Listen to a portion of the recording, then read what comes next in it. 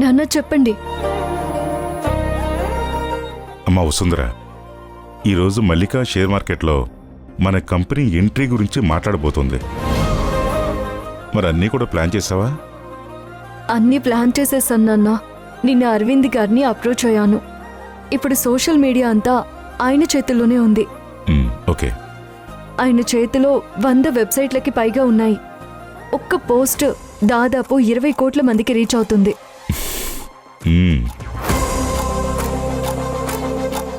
అలానే జిఆర్ పిళ్ళై గారు financial expert, ఇప్పుడు స్టాక్ మార్కెట్లో నంబర్ 1 అనాలిసిస్ట్.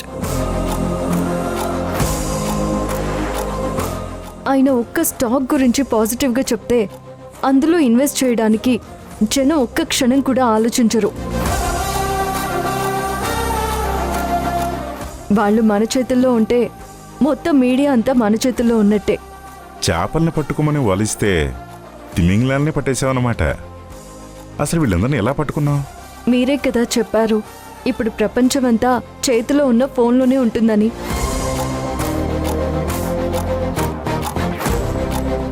మొత్తం పక్కాగా ప్లాన్ చేసావు. ఇంతకీ నువ్వు నా జాబ్కి ఏం ఎసరు పెట్టట్లేదు కదా? నానా, ఈ ప్రోగ్రామ్ అంతా మీకు నిన్న నైట్ 2ంటికి మెయిల్ చేసేసాను. అదొకసారి చెక్ చేయండి. అలాగేనమ్మా. మార్నింగ్ మేనేజర్కి కూడా మల్లిక మేడం ప్రోగ్రామ్ షీట్ పంపించేశాను. సరేమ్మా, అయితే ఉంటాను.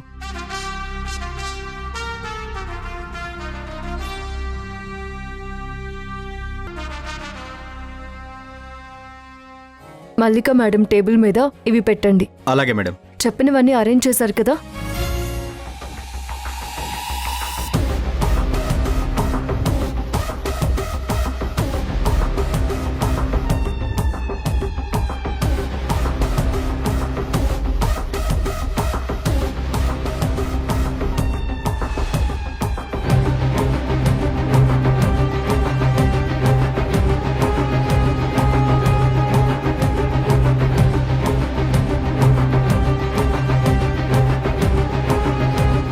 వచ్చిన వాళ్ళకి ఎటువంటి ఇన్కన్వీనియన్స్ ఉండకూడదు.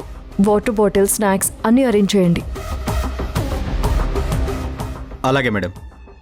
ధ్రువ సార్ కరెక్ట్ టైంకి వచ్చారు. 10:20కి మీటింగ్ ఉంది. మీరు వాళ్ళని ఇంట్రడ్యూస్ చేసుకొని మల్లిక మేడం రూమ్లోకి తీసుకువెళ్తే మన హాస్పిటాలిటీ మీద మంచి ఇంప్రెషన్ ఉంటుంది. నేనేం చేయాలో చెప్పడానికి నువ్వెవరు? ఆర్డర్ వేస్తున్నావేంటి?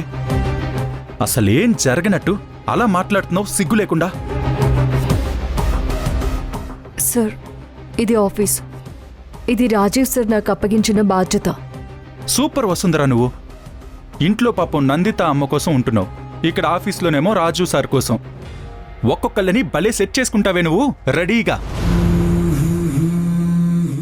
నాకు అర్థమైనంత వరకు తమరికి ఇక్కడే ఈ రాజభోగాల నుంచి వెళ్లాలనిపించట్లేదు. గుడిసెలో ఏసీ, ఫోమ్ బెడ్, కార్లు ఇవేం ఉండవు కదా.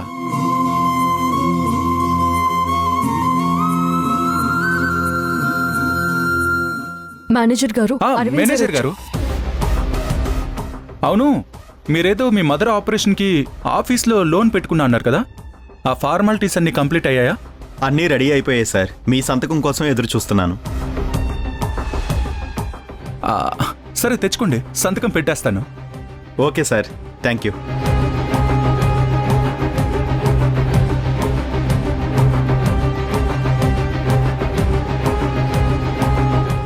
సార్, అసలు ఇది మన కంపెనీకి ఎంత పెద్ద మీటింగో తెలుసా? హలో, సక్సెస్ అయినా ఫెయిల్ అయినా భరించేది నేను, నువ్వు కాదు. ఆర్డర్స్ వేస్తుంది, ఆర్డర్స్.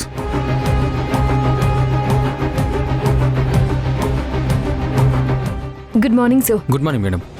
మేడం మీకోసమే ఎదురు చూస్తున్నారు. పదండి. Okay madam.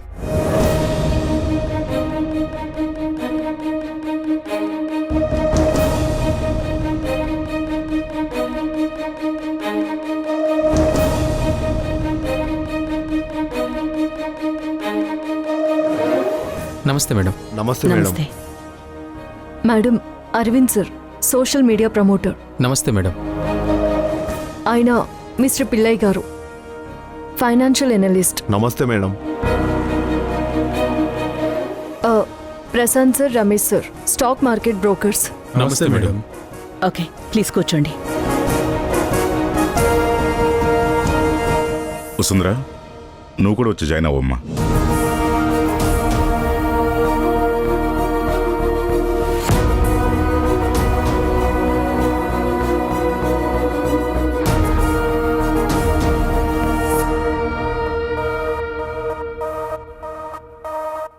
మేము మార్కెట్లోకి ఎంటర్ అవుతున్నాం. మీ అందరి సపోర్ట్ మాకు కావాలి. ఇది మాకు బాగా ప్రెస్టీజియస్. కొంచెం గట్టిగా జనాల్లోకి తీసుకెళ్ళండి.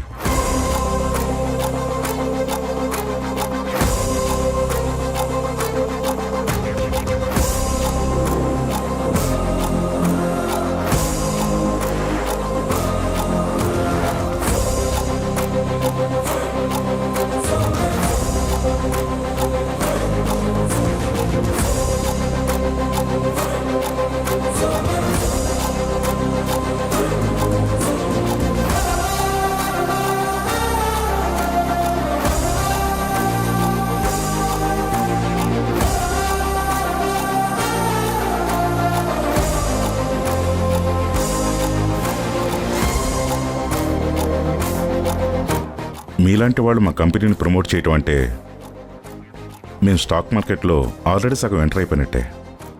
ఒక రైట్ ఇన్వెస్ట్మెంట్ని జనాల వరకు చేర్చడానికే మేమున్నది మేడం.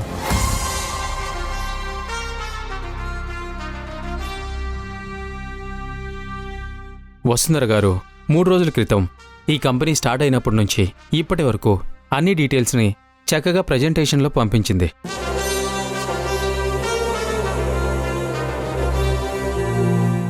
అందుకే ప్రెజెంట్ కంపెనీ నష్టాల్లో ఉన్నా కూడా మేము దీన్ని ప్రమోట్ చేయడానికి ముందుకొచ్చాం. She has done a good job.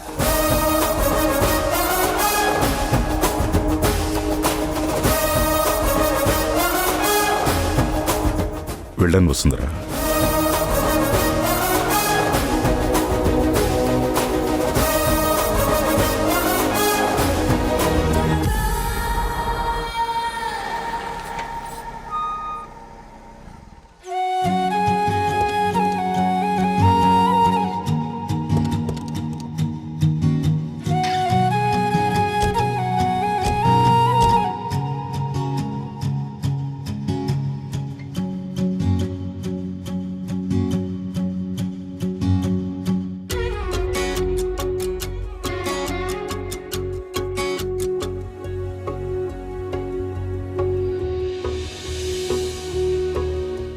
Nanditha, నీకో విషయం చెప్పనా? చెప్తే నువ్వు చాలా సంతోషపడతావు.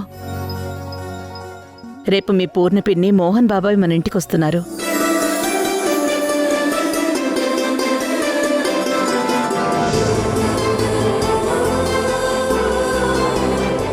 నాకు తెలుసు ఈ విషయం కూడా నీకు చాలా సంతోషాన్ని కలిగిస్తుందని. వాళ్ళు మన ఇంటికొచ్చి దాదాపు 10 ఏళ్లవుతోంది. ఓ 5 రోజులు ఉంటానన్నారు. వాళ్ళు ఉన్నన్ని రోజులు ఎలాంటి అసౌకర్యం లేకుండా చూసుకోవాలి.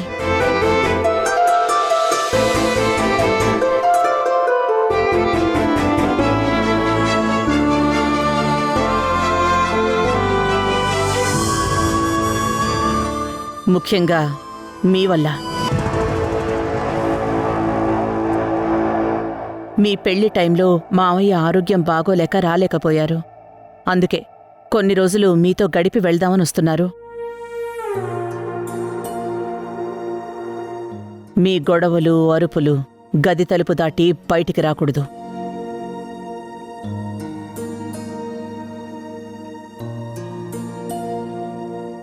చిన్న విషయానికి కూడా ఇల్లంతా తిరిగి గోల చేయొద్దు.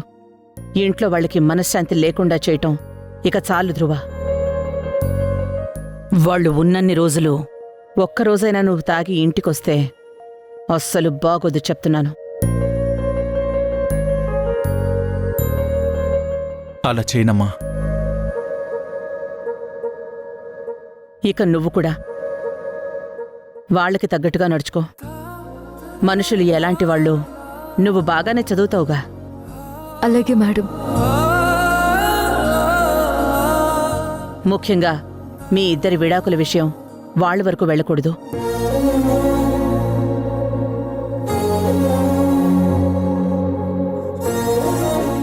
వాళ్ళు తట్టుకోలేరు. మీ పిల్ల వేషాల్ని సమర్థిస్తున్నందుకు, పెంచి పోషిస్తున్నందుకు మా మొహాలు కూడా చూడరు.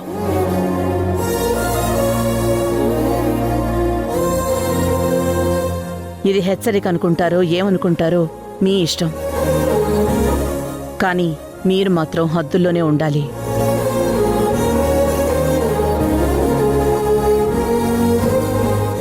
నందిత, నువ్వు రెస్ట్ తీసుకో, నేనొస్తాను.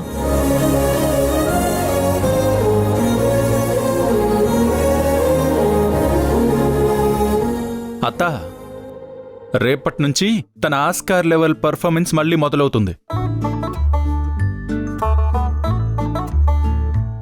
నిన్ను బుట్టలో వేసినట్టు వాళ్ళని కూడా వేస్తుంది. క్రితం జన్మలో ఈవిడ బూర ఊది పాముల్ని పట్టే బ్యాచ్ అనుకుంటా. అందుకే అందర్నీ బుట్టలో వేయడం బాగా అలవాటైపోయింది. పోనీలే నందితమ్మ, కొంతమంది విషం చిమ్మే పాములవని ఇప్పటికైనా అర్థం చేసుకున్నారు. ఇప్పుడు నన్నేమన్నావు? పాము అన్నావా? నన్ను పాము అన్నావా? మీరెందుకు చైర్మన్ గారు అంతలా బాధపడుతున్నారు? మీరేమీ నా బుట్టలో పడలేదు కదా.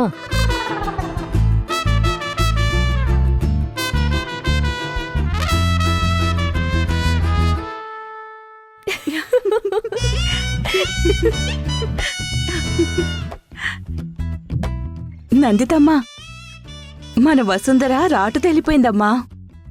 చిక్కదు దొరకదు టైప్లో తాను వెయ్యాల్సిన చురకలు వేస్తోంది. ఎదుటి వాళ్ళొక మాట అనకుండా చూసుకుంటుంది. ఇక మనం తన గురించి భయపడాల్సిన అవసరమే లేదు. సుజా, ఒక మంచి కాఫీ కావాలి. ఈరోజు ఆఫీస్లో పడ్డ టెన్షన్ మొత్తం పోవాలి. చిన్న మేడం గారి ఆర్డర్ తప్పుతామా? ఇప్పుడే తీసుకునొస్తాను.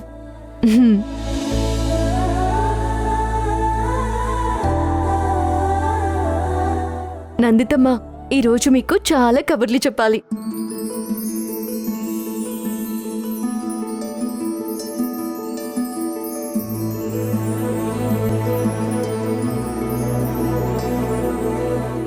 అమ్మా, ఈరోజు మీటింగ్ చాలా బాగా జరిగింది. మీరు చెప్పినట్టే అనలిస్ట్లని, స్టాక్ బ్రోకర్స్ని మీటింగ్కి పిలిచాను. మన కంపెనీ షేర్స్ని వాళ్ళు ప్రమోట్ చేస్తామని చెప్పారు. అంతమంది ముందు నేను మాట్లాడగలుగుతానని అసలు అనుకోలేదమ్మా. కానీ మాట్లాడాను. అంతా మా అమ్మ ట్రైనింగే. ఇదేం చూసావు వసుంధరా, నువ్వు చేయాల్సింది ఇంకా చాలా ఉంది. ఆ రోజు వసుంధర పేరు చాలా గట్టిగా వినిపిస్తుంది. ఈ ఇంటి గోడలు దాటి, ఈ రాష్ట్ర హద్దులు దాటి దేశం అంతటా వినిపిస్తుంది. ఇలాంటి అమ్మ ఉంటే చాలు, ఏదైనా సాధించొచ్చు. అవును, రేపొచ్చేదెవరు నందితమ్మా? మల్లిక మేడం అంత హడావిడి పడుతున్నారు. మా సొంత పిన్ని బాబాయిలు. అమ్మకి చెల్లుంది. మా పిన్ని కూడా మంచి డాన్సర్. అప్పటి పరిస్థితులకి స్టేజ్ ఎక్కలేదు, కానీ తన కళ్ళతోనే నాట్యం చేసేది. చిన్నప్పటి నుంచి మా పిన్నిని చూసే నాకీ నాట్యం మీద మక్కువైంది. ప్రతి సెలవులకి మేము మా అన్నయ్య వాళ్ళ ఇంటికి వెళ్లేవాళ్ళం. వాళ్ల పిల్లలతో పాటు, ఇంకా చెప్పాలంటే అంతకంటే ఎక్కువగా మమ్మల్ని చూసుకునేవాళ్ళు. మా బాబాయ్ బయటవారైనా మమ్మల్ని వాళ్ళ పిల్లలతో సమానంగా చూసుకునేవారు. మా అమ్మ నాన్న చనిపోయాక వాళ్లే మాకు పెద్ద దిక్కుగా నిలబడ్డారు. అన్నయ్య ఏ పని తనకి చెప్పకుండా చేసేవారు కాదు. ఎన్నాళ్ల తర్వాత వాళ్ళ ఇంటికొస్తున్నారంటే నాకు చాలా సంతోషంగా ఉంది. చూడు, రేపటి నుంచి ఇల్లంతా ఎంత సందడిగా ఉంటుందో. అది మీ కళ్ళల్లో చూస్తుంటేనే నాకు అర్థమవుతుందమ్మా. నేను వాళ్ళ మనసుని కష్టపెట్టకుండా చూసుకుంటాను. నువ్వెవరు మనసు కష్టపెట్టవు వసుంధరా. నీకు ఏ నిమిషంలో ఈ పేరు పెట్టారో తెలియదు కాని భూదేవికున్నంత ఓర్పు సహనం నీకున్నాయి. వాళ్ళకి నువ్వు బాగా నచ్చుతావు. నీకు కూడా వాళ్ళు దగ్గరవుతారు. చూస్తూ ఉండు. మీరింత చెప్తుంటే నాకు వాళ్ళని ఎప్పుడెప్పుడు చూద్దామా అనుంది.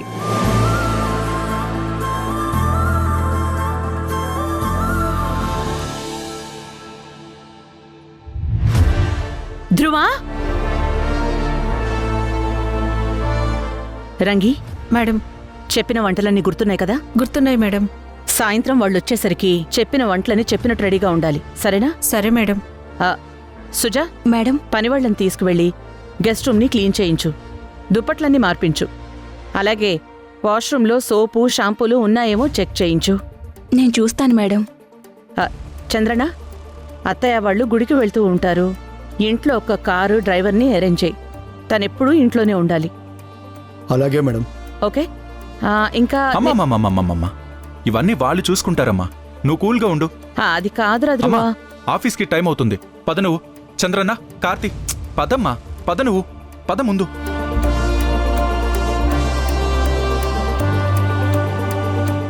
అమ్మా, నేను వెళ్ళొస్తాను.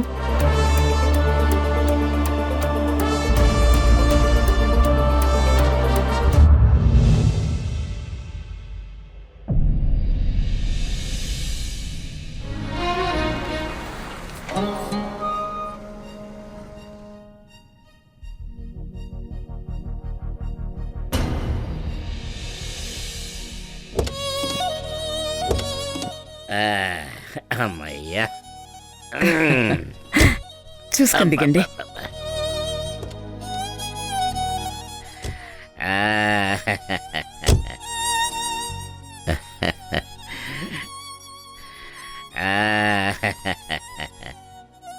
మావయ్య, బాగున్నారా? చాలా బాగున్నానమ్మా. మీరంతా ఎలా ఉన్నారు? ఇదిగో ఇలా ఉన్నాం. టెన్షన్లు, పరుగులు. మిమ్మల్ని చూస్తేనే పల్లెటూరి గాలి పీల్చుకున్నంత ప్రశాంతంగా ఉంది. పదండి మావయ్య. పదమ్మా, పద.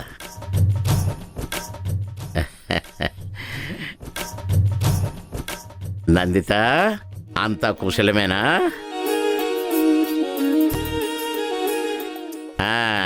ఏమ్మా మల్లిక, బాగున్నావా? బాగున్నాం. నందిత, నీ ఆరోగ్యం ఎలా ఉందమ్మా? నిన్నటి నుంచి నందిత మొహంలో మీరొస్తున్నారన్న సంతోషం కనిపిస్తోంది. ఆనందంతో సరిగా నిద్ర కూడా పోలేదు. ఏం నందిత?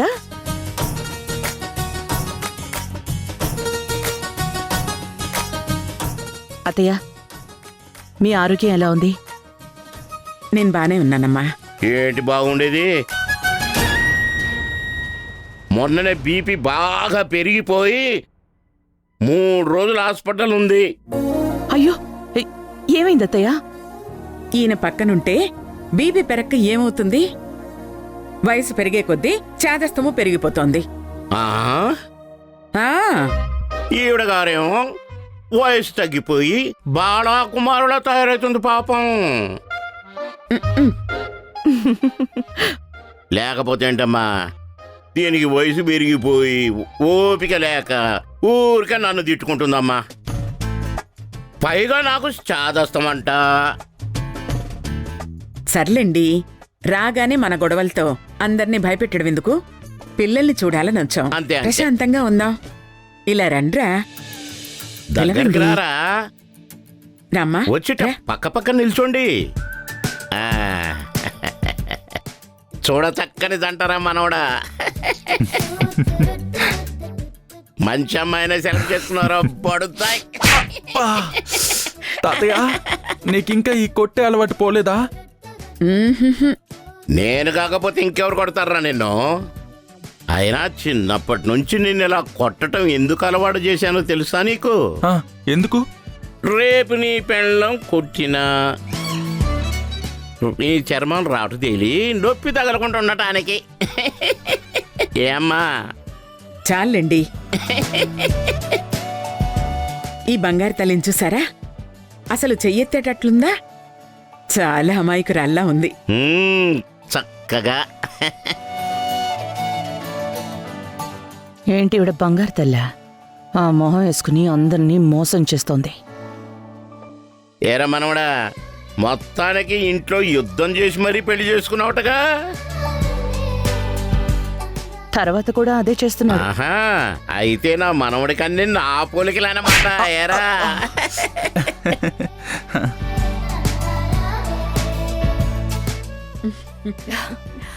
మీరు స్నానం చేసి భోజనం చేద్దరు కానీ లోపలికి వెళ్దాం పదండి. ఆహా, చూసావురా, పద్ధతిరా పద్ధతి. వచ్చిన వాళ్ళందరినీ భోజనానికి రండి అని పిలుస్తుందిరా. అదిరా సంస్కారం అంటే. ఇప్పుడు నాకు నచ్చినవే మనవరాలా. బామ్మని బానే బొట్లో వేశావు. రేపు తాతయ్య చేతి కూడా ఆస్తి కూడా రాయించేసుకుంటావు. మా అమ్మ చేతి వంటని మళ్ళీ గుర్తు చేసావమ్మా. నీకు చిన్న బహుమతి ఇవ్వాలనుకుంటున్నాను. తీసుకోమ్మా. ఎంతైనా పిహెచ్డి స్టూడెంట్వి కదా, జానతనంలో.